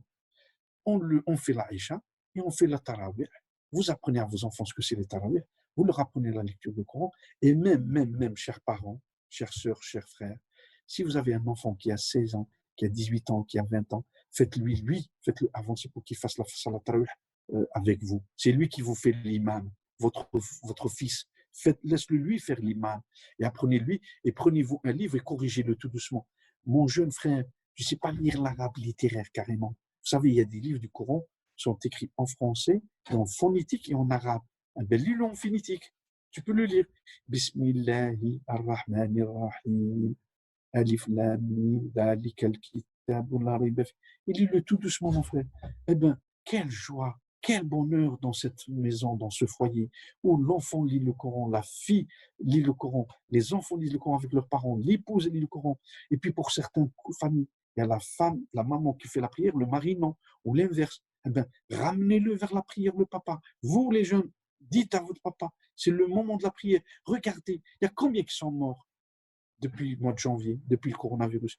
Il y en a qui sont morts sans le coronavirus, mais surtout ceux qui sont morts à cause du coronavirus. Ils savaient qu'il allait y avoir une pandémie, ils savaient qu'il allait y avoir une épidémie. Depuis 1 an, depuis 6 mois, non. Eh bien, ils sont morts. Ils sont des frères musulmans et des sœurs comme nous. Ils ne sont pas là. Leurs frères, leurs enfants sont tristes. Ils pensent à eux, ils pleurent. Peut-être ils passent le mauvais ramadan pour eux, parce que sans leur père, sans leur mère, sans leur fils. Donc c'est très dur. Mais toi, mon frère et ma soeur, qui est là, qui m'écoute, qui m'entend, qui me voit à travers cette vidéo, eh ben, reprends-toi à Dieu, reviens à Allah, remets-toi sur le bon chemin, remets-toi sur le chemin que Allah t'a guidé par le Coran, par le sunna du prophète sallallahu alayhi wa sallam. Suis le prophète sallallahu alayhi wa sallam, il nous dit, dans l'explication du verset, si vous voulez qu'Allah vous aime, aimez son prophète Mohammed et aimez Allah. Et par contre, dans un autre verset, Allah il nous dit aussi, celui qui obéit à Allah, c'est celui qui obéit à ses parents et au prophète sallallahu alayhi wa sallam. Tu ne peux pas obéir à Allah alors en étant fâché avec ton papa. Tu ne peux pas obéir à Allah alors que tu n'obéis pas à son prophète sallallahu alayhi wa sallam. Donc, l'obéissance à Dieu, à Allah, c'est obéir avant à tes parents, après au prophète, et là, après, tu dis j'obéis à Allah. Donc, tu ne peux pas dire, c'est comme tout à l'heure, on a dit pour la salat, l'essentiel de la salat, c'est le cerveau de l'ibada, le pilier, c'est la salat. Et bien là aussi, la ta'a, l'obéissance, c'est obéir aux parents, au prophète et à Allah. Et aussi, faites ce que nous a demandé le prophète. Protégez-vous, protégez-vous, la protection. Ayez le bon comportement, le prophète nous dit. Protégez le corps, protégez les yeux, protégez le ventre. On a cité tous les mots de la nourriture pour passer un très bon mois de Ramadan. Eh bien, je vais conclure, mon frère et ma sœur, c'est que on a fait un petit passage sur les différents chapitres concernant le Ramadan. Le Ramadan et le coronavirus, mon cher frère, ma chère sœur, ne pas embrasser, se laver les mains toutes les 20 minutes, 15 minutes, surtout dès que vous avez touché quelque chose que vous ne connaissez pas, qui n'est pas propre, pas d'embrassade, pas d'accolade, pas de bisous, et surtout, dès que vous sortez de la maison, normalement on est confiné. Ceux qui sortent pour les achats, pour la nécessité, ils doivent porter un masque. Si vous pouvez avoir un gant, c'est l'idéal. Vous avez des masques que vous pouvez acheter à la pharmacie, ok, vous n'avez pas, faites-vous tisser un masque. Vous prenez un tissu blanc, vous mettez 3 couches, une première feuille, une deuxième, une troisième feuille de tissu blanc, et vous tissez les élastiques ou bien les fils, et vous tissez 2 ou 3 en blanc. Pourquoi en blanc? Parce que quand vous les lavez, vous pouvez même rajouter une goutte d'eau de javel, comme ça vous les nettoyez, vous les faites sécher, vous les rincez bien, vous les réutilisez. Pour moi, toute personne qui sort sans masque, elle expose son corps au risque, et elle expose sa famille au risque. Elle-même, elle peut être contaminée, elle peut tomber gravement malade, elle peut mourir, et aussi, elle peut surtout le risque pour les autres. Donc, quand je fais le masque, je le fais pour me protéger. Mais je suis énervé de ce masque. Mais je le fais aussi pour protéger ma famille, pour protéger mon frère, ma soeur, mon épouse, mes enfants, ma tante, ma grand-mère, ma mère, mon voisin. Et donc, mon frère et ma soeur, le coronavirus, il a tué. Il a tué plus de 23 000 en France, plus de 24 000 en Italie, plus de 23 000 aussi en Espagne, plus de 50 000 aux États-Unis. Et on ne sait pas combien ça va être aussi. Et donc, mon frère, le fait de jeûner, ça ne te met pas en risque pour le coronavirus. C'est-à-dire celui qui jeûne, vous et moi, on n'est pas exposé plus au risque d'attraper le coronavirus. Non, c'est faux. Il y a eu des fake news sur Facebook et Internet et tout le bazar. Non, c'est faux. Le mois de Ramadan, le jeûne, il te protège. Pourquoi? Parce que, justement, j'ai oublié ça de le dire dans l'un des effets de médecine, santé et Ramadan, c'est surtout le jeûne. Dès le troisième jour, le système immunitaire, il est régénéré. Il est très, très bien régénéré et produit tout. Les lymphocytes B qui produisent des anticorps, des cellules cytotoxiques qui tuent les toxiques, les cellules naturelles qui tuent tout ça, les anticorps qui sont tous régénérés. Et c'est comme ça qu'on a trouvé que, grâce à cette immunité, qu'on lutte contre le cancer et qu'on lutte contre les infections, premièrement. Donc, le ramadan, il ne te nuit pas par rapport, il ne t'expose pas. Fais le jeûne. On a dit les gants, lavage des mains, le port des masques. Par contre aussi, est-ce que si on va déconfiner bientôt, Inch'Allah, est-ce que je peux sortir, même après le déconfinement, vous sortez avec le masque, vous ne saluez pas et vous n'embrassez pas, parce qu'on ne sait pas si ce virus il va s'atténuer et s'exténuer tout seul et disparaître de la planète, ou est-ce qu'il va rester chez certains et ils ne savent pas qu'ils l'ont et qui sont ce qu'on appelle des porteurs asymptomatiques et qui peuvent nous contaminer. Et donc, on ne sait pas. Donc, le port de masque, il reste une condition. Soit vous êtes enseignante, soit vous allez au travail, soit vous allez, soit vous pouvez les acheter à la pharmacie, soit vous ne pouvez pas les acheter, vous faites tisser, vous allez tous, heureusement qu'il n'y a pas eu de solde cette année, l'argent du solde, faites-le en masque, mon frère et ma soeur. Vous avez économisé l'argent du solde, alors que le solde de l'année dernière, vous ne l'avez pas encore utilisé. Qu'est-ce que je vais vous demander? Faites ces masques, le déconfinement, respectez le déconfinement. Par contre, je déconseille, et je le dis 3 fois, je vous prie de ne pas le faire, de se rassembler pour faire des tarawih en cachette, 20, 30 personnes. Parce que, en cachette des tarawih, s'il y en a un qui est parmi ceux qui font les tarawih ensemble est contaminé, il va contaminer tous les autres. Et on va dire comment et pourquoi. Et donc, évitez cela. Faites les tarawih chez vous, avec votre frère ou votre mère ou votre épouse ou vos enfants ou vos familles. Et Allah, il vous récompensera comme si c'était dans une mosquée, parce que ça, c'est Allah, il a voulu que ça soit ainsi. Qui pensait un jour que la Mecque s'arrêtera, que le Umrah s'arrêtera, que le Tawaf s'arrêtera, que le Hajj, Inch'Allah, il ne s'arrêtera pas, Inch'Allah, que d'ici là, le virus sera complètement éliminé de la terre et qu'on pourra faire le Hajj. Il n'y a pas de Umrah de Ramadan. Comment? Et donc, mon frère et ma soeur, protégez-vous. Par contre, toutes les dépenses inutiles, pourquoi vous faites des dépenses inutiles? Chers frères et chères sœurs, chers jeunes, généreux donateurs, vous savez qu'il y a beaucoup de pauvres qui nécessitent à manger, à boire. Et puis, vu le confinement, le Resto du Cœur, l'Armée du Salut, les scouts musulmans, la Zakat France, toutes ces associations, ils ne peuvent pas arriver jusqu'à tous les pauvres.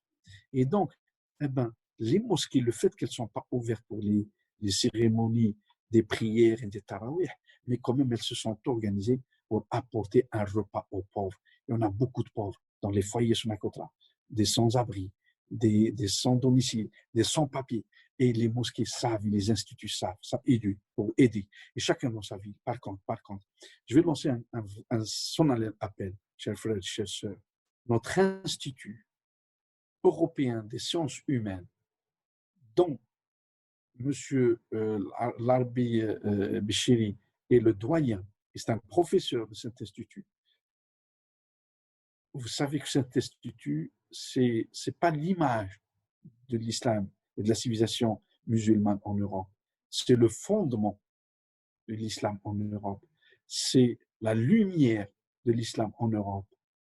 Et pour le monde entier, mais en Europe. C'est pour ça qu'il s'appelle européen. C'est, vous savez, Allah subhanahu wa ta'ala, il dit وَجَعَلْنَا الْقَمَرَ نُورًا وَجَعَلْنَا الشَّمْسَ سِرَاجًا. Siraj. Allah, il nous dit, j'ai fait de la lune une lumière et je fais du soleil des rayons tellement lumineux qu'il domine la planète. Eh bien, l'institut des études européens des sciences humaines, c'est le soleil de l'islam. C'est la lumière de l'islam sur l'Europe. Il a formé énormément, beaucoup, des grands imams, des grands théologiens, des jeunes qui ne savaient pas un mot en langue arabe, qui ne savaient pas construire une phrase en langue arabe, qui ne savaient pas écrire en arabe. Eh bien, ces jeunes sont devenus des grands imams, des grands professeurs, des théologiens, des philosophes, des scientifiques, des ingénieurs, vraiment ce qu'on appelle vraiment les cadres intellectuels des musulmans d'Europe et de France. Et ils ne font pas que pour la France. On a des profs qui ont été formés, on a des ingénieurs et qui sont maintenant en Angleterre, en Allemagne, en Autriche, en Belgique, en France. Et donc, mais surtout, on a beaucoup de nos élèves, de nos jeunes musulmans, qui ont préféré d'aller étudier dans cet institut, d'étudier et de réussir. Et ils réussissent, nos enfants, nos jeunes étudiants et étudiantes. Ils réussissent. Pourquoi ils réussissent? Parce qu'il y a la volonté et la foi. Et vous savez, moi, ce que m'a appris mon père, il m'a appris, je le dis en arabe et je le traduis, il y a Ibn Yahya, il me disait toujours, il y a Ibn Yahya, ليس المستحيل مستحيلا بقوة الإيمان وعزم الإرادة. Tout est possible, rien n'est impossible grâce à la bonne foi et la bonne volonté. Avec la bonne foi de nos jeunes étudiants et surtout la bonne foi et la bonne volonté des instituteurs, des professeurs de cet institut européen, de monsieur le recteur, de monsieur le doyen, de monsieur le directeur financier, de tous les membres. Vous savez, c'est notre image, c'est notre réussite, cet institut, chers frères, chers sœurs, chers auditeurs, auditrices, téléspectateurs. Eh bien, vu la crise économique, vu le confinement, vu que cet institut vivait toujours sur le plan financier par les colonies de vacances, par les semaines de formation, par les périodes de formation et langue arabe, par des stages de formation. Donc, il venait, eh ben, il n'y a pas eu de colonies de vacances, il n'y a pas eu de stage de formation, il n'y a pas eu des formations accélérées pour certains. Donc, il n'y avait pas de dons d'argent pour cet institut. Et c'est un très, très bel édifice. Vous savez, celui qui peut aider cet institut, et je le dis, et je sais ce que je dis, et je suis responsable de ce que je dis, donnez à l'institut en ce moment-là plus que vous donnez aux mosquées. Je ne dis pas ne donnez pas aux mosquées, parce que la mosquée, on la construit, c'est très bien. On va faire la prière, c'est très bien. Il faut donner. Il y a les écoles des mosquées qui n'apprennent la langue arabe. Oui, d'accord, c'est très bien. Mais cet institut, non, c'est autre chose. Cet institut, il forme nos imams. Il forme des ingénieurs, il forme des médecins, il forme des architectes, il forme des juristes, il forme des avocats. Et donc, ces jeunes étudiants, et en plus, on aurait pu dire que cet institut, il prend que les enfants musulmans des familles riches. Ben non, surtout pas. Non. Cet institut, tout jeune musulman qui veut poursuivre ses études jusqu'à les études universitaires, il peut s'inscrire. Et il peut s'inscrire. Et comment? Parce que justement, cet institut, il y a une part que la famille doit verser et une part que l'institut doit assumer. Et cette part, elle vient d'où? L'État n'aide pas. Aucune institution ne donne. Donc, si on veut que cet institut devienne une grande université, vous savez, à Lyon, on a une faculté, comment elle s'appelle? Elle s'appelle la faculté catholique. C'est une faculté, hein? Université à Lyon, deuxième, elle est à côté de la place Bellecour, elle s'appelle la faculté catholique. Et moi, chaque année, je reçois des stagiaires de cette faculté. Il y en a qui font des DUT, il y en a qui font des BTS, il y en a qui font des masters, il y en a qui font des licences, il y en a qui font des ingénieurs. Une grande faculté catholique. Eh ben, elle forme et elle est catholique. Et elle forme, et je les félicite. Et moi, d'ailleurs, chaque année, ils m'écrivent, Monsieur Meki, combien vous nous prenez de stagiaires cette année? Eh bien, faisons comme la fac catholique. Aidons l'Institut européen des sciences humaines. Aidons cet institut de pouvoir former aussi, d'avoir sa notoriété, de former et surtout de changer cette image. Parce que cet institut, il forme des imams. Des imams, c'est des enfants nés ici, grandis ici. Parce que la vraie problématique qu'on se trouve chaque mois de Ramadan, là cette année on ne s'est pas retrouvé, chaque mois de Ramadan, on s'est retrouvé, qui va nous envoyer des imams pour nous faire les tarawih? Est-ce qu'un peu du Maroc? un peu de l'Algérie, un peu de Tunisie, un peu du Tchad, un peu du Mali, un peu du Sénégal. Eh bien, alors qu'on a nos jeunes ici, qu'on peut former, qui peuvent devenir vraiment des grands imams, en même temps, je lutte de devenir que imam. Hein. Je m'engagerai et je demanderai à monsieur le doyen, monsieur Pchili, surtout de former des imams ingénieurs, des imams médecins, des imams architectes, des imams menuisiers, des imams mécaniciens, des imams, parce que c'est de cela qu'on a besoin. Des imams avocats, des imams juristes, des imams politologues, journalistes. Et de cela, chers auditeurs, chères auditrices, chers téléspectateurs, si vraiment vous avez un don à faire ce mois de Ramadan, eh ben, faites-le à cet institut. Les mosquées sont fermées. D'habitude, on dit on a les imams qui viennent de l'étranger pour les aider, pour les quêtes. D'habitude, on disait aussi qu'on a besoin pour les mosquées, pour les dépenses de l'électricité, de la climatisation, de toute la consommation du mois de Ramadan, parce que le mois de Ramadan, les mosquées sont ouvertes un mois. Eh bien là, vous avez une grande chance, vraiment une très grande chance, chers auditeurs, auditrices, chers téléspectateurs, de venir en aide. Et c'est une aide extraordinaire. Parce que vous savez pourquoi? Parce que le prophète sallam, il a dit, celui qui aide quelqu'un pour des études, c'est mieux que celui qui aide quelqu'un pour faire des prières à la mosquée. C'est-à-dire, je traduis, j'explique. الرسول صلى الله عليه وسلم قال من كان في خدمة المؤمن في خدمة العبد وخاصة في العلم في نشر العلم أفضل من واحد من المؤمنين هذا الرسول صلى الله عليه وسلم dans sa vie, de son vivant, il lui disait dans la mosquée, mieux que عبد منكم يعبد الشهر هنا في هذا المسجد. Le prophète, il dit dans un hadith que celui qui aide son frère dans le chemin de la science, ça vaut ça vaut mieux qu'un croyant, un serviteur qui fait une prière pendant un mois dans ma mosquée là. Le prophète, il a indiqué la mosquée où il était en train de faire la conférence. Le prophète, vous savez, la valeur de celui qui aide un étudiant à réussir. L'Institut européen des sciences humaines, ce n'est pas une usine, ce n'est pas une mosquée où on fait la prière, heureusement, mais c'est un lieu de science et de savoir. C'est vraiment, j'ai dit, c'est le miroir de tout l'islam et les musulmans. Et donc, si on peut réellement aider, c'est là. Et c'est pour cela, mon frère et ma sœur, je termine par ce hadith de Prophète aussi, il a dit, celui qui facilite le chemin à un serviteur croyant musulman, un chemin dans la science, Allah lui facilitera un chemin vers le paradis. Rasul nous dit, من سهل طريقا للعلم لأخله الإنسان سهل الله له به طريق إلى الجنة. Celui qui œuvre un chemin, qui trace un chemin de science et de savoir à un serviteur croyant musulman, Allah il lui facilite. Eh bien, chers donateurs, chères donatrices, chère maman, cher papa, chers frères, chers, on n'a pas fait les soldes, et tant mieux, parce que les soldes de l'année dernière, de 2019, sont encore dans le placard et dans les armoires. Les cravates, les chaussures, les costumes, les jupes, tout ce que vous avez acheté, les parfums, il y a des bouteilles qui sont encore dans leur cadeau. Eh bien, cette année, vous n'avez pas fait de soldes, tant mieux. Et on ne va pas pouvoir le faire en juillet parce que certainement, il y aura encore le confinement, à partiel peut-être. Eh bien, donnez une partie de ce que vous achetez comme solde. Je n'ai pas dit donner tout l'argent du solde, parce qu'il y en a qui achètent 1 000 euros de solde, 2 000 euros de solde. Il y en a qui renouvellent toute leur garde-robe. Tout, ils le renouvellent. Eh bien, moi, je dis, gardez 25% et donnez 75% à cet institut. Cet institut, il va vous donner des reçus, que vous pouvez les déclarer. Il va vous donner des factures, donc un reçu de don. Et donc, vraiment, Wallahi, si c'était une mosquée, peut-être j'insisterais pas autant, parce qu'on en a les mosquées, elles ont besoin. Il y en a qui nécessitent d'être construites, il y en a qui nécessitent d'être rétablies, il y en a qui nécessitent d'être réformées pour la reconstruction.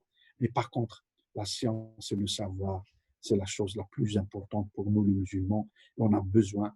Et si vous voulez, Inch'Allah, après le déconfinement, quand nous aurons besoin, parce que là, le déconfinement, il n'y aura que pour 100 km. C'est loin, Château-Chinon.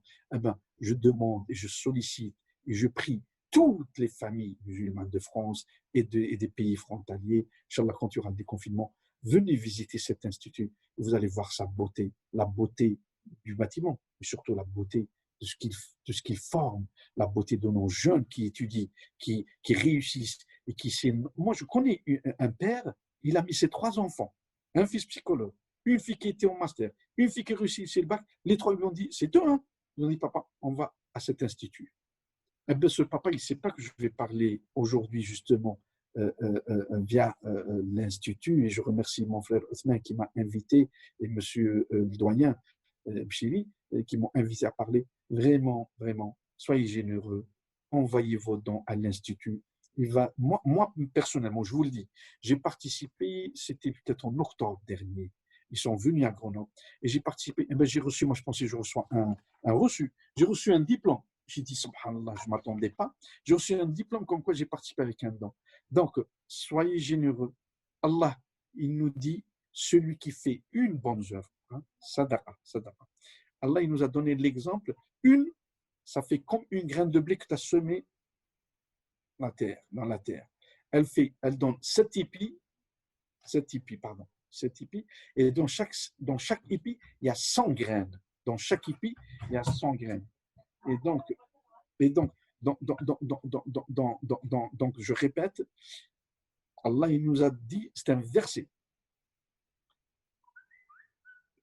fut une graine de blé semée, Allah il va la récompenser par 7 épis, et dans chaque épi, 100. Et donc, ça veut dire une hasana, ça vaut 700 hasana. Je le répète, 700. Donc, tu donnes 1 euro, ça te fait 700 euros.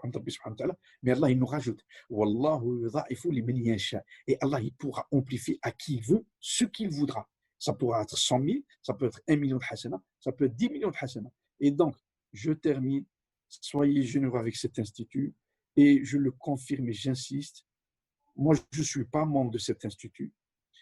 Et je n'ai pas je suis un citoyen français. Et quand j'ai découvert cet institut, et quand j'ai fait la connaissance de M. le doyen Micheli et du jeune Othman qui fait cet enregistrement, Othman, c'est un produit pur, une grande réussite de cet institut. Il y en a tant d'autres. C'était un jeune, c'est un ingénieur Othman. Ah ben, c'est devenu un grand professeur de cet institut. On a des exemples.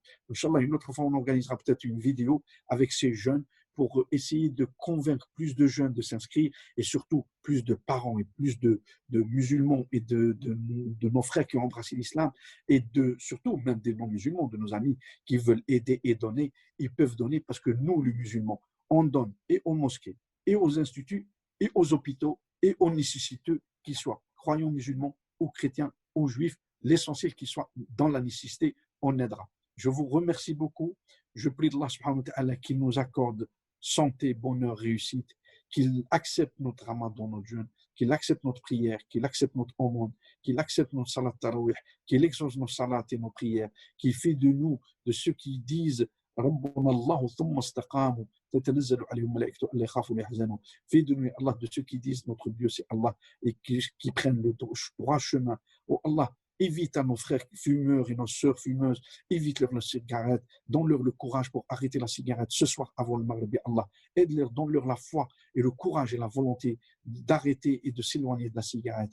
Fais de nos frères et sœurs aussi d'éteindre leur télé, d'éteindre leur Facebook, d'éteindre leur TikTok et de dire le Coran pendant ce mois. يا إخواني اتقوا الله. عدد الموتى في فرنسا ما يفوق 23,000 ماتوا بالكورونا فيروس وانت ما زلت تقعد ساعتين 3 سوايع بالفيسبوك و4 سوايع في التيك توك يا اخي. Et tu sors, tu respectes pas la loi? Non, mon frère, c'est le seul mois béni. Qui nous dit que moi demain je serai vivant? Qui me dit que moi demain je vais arriver à l'Aïd? Je prie Allah qu'il nous fasse, Inch'Allah, passer un bon Eid et en faisant la salat Eid. Mais mon frère, réveille-toi mon frère, réveille-toi ma soeur, reviens sur le bon chemin, éloigne-toi des péchés, éloigne-toi des petits péchés, des grands péchés, éloigne-toi de Facebook, éloigne-toi des films, de la télé qui te prennent tout ton temps. Mange ton repas, repose-toi un moment, fais la prière de l'Isha, fais quelques tarawih et surtout, dormez avant minuit. Au plus tard minuit pour les jeunes enfants moins de 20 ans et ceux qui ont les concours, le bac, les concours de médecine, les concours d'architecture des grandes écoles, chers frères, chers sœurs, dormez tôt et réveillez-vous tôt parce que quand vous réveillez tôt, on apprend très bien quand on est à jeun que quand on a le ventre plein, ça se sait par tous les scientifiques. اللهم اهدنا فيمن هديت وعافنا فيمن عافيت توليت وبارك لنا فيما اعطيت وقنا واصرف عنا شر ما قضيت انك تقضي ولا يقضى عليك انه لا يذل من وليت ولا يعز من عاديت تعالى ربنا وتبارك صلى الله على سيدنا محمد وعلى اله وصحبه أجمعين بإحسان إلى يوم الدين.